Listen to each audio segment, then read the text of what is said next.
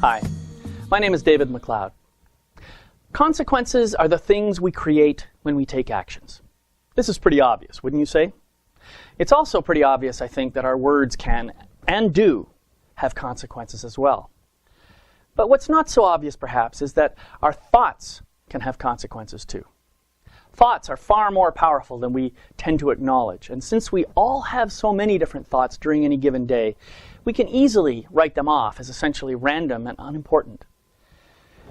And this can lead into an illusion that no one individual thought can be all that powerful. But just take a look around you for a moment. That clock on your wall, for example, or the chair you're sitting on, the room you're in, that car you drive, and so on and so on. If you think about it, every one of the things I just mentioned is the product of someone's imagination. Every one of those things began its existence with a single thought. In other words, every thought has the potential to manifest in our physical reality. But you know what? There are other ways that thoughts can manifest too.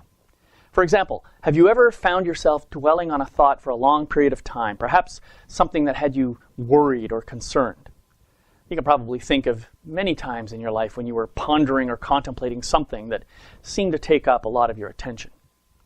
And did you perhaps notice that your preoccupation with this thing, whatever it might have been, may have distracted you from other things in your life that were equally important? In other words, simply thinking about something had consequences, very real consequences, in fact, even if there was nothing physical manifested in the world. This is because your thinking affected your behaviors in ways that you probably didn't consider when you first started engaging the thought process. Well, this sort of thing can happen to any of us at any time if we stay unconscious to how busy our minds can become. If we allow ourselves to get all caught up in the incredibly entertaining stories that our minds like to make up, then we risk creating consequences in our lives that we didn't necessarily intend. And sometimes these consequences can be quite damaging. Well, this is where self-responsibility comes in. For me, self-responsibility means committing myself to taking control of my ego mind so that it doesn't take over and run the show and ruin my life in the process. Of course, I'm still human. So in spite of all my best intentions, I'm still going to slip from time to time and then find myself in the midst of some kind of chaos that I've inadvertently created.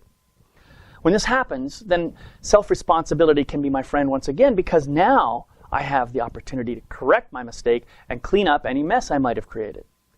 I also have the opportunity to take full accountability for my actions, even if they were completely unconscious. When I do this, I regain my connection with anyone I might accidentally have hurt, and I get to bring myself back into integrity with who I really am. Self-responsibility is the quickest way for me to get back in alignment with my spiritually empowered life force, my self, my inner authority. If you want to stay connected with your soul's purpose, I encourage you to deepen your practice of self-responsibility. I think you'll find that staying in integrity, or coming back into integrity when you happen to falter, is one of the most fulfilling ways to be in the world. May you have a deliciously self-responsible week.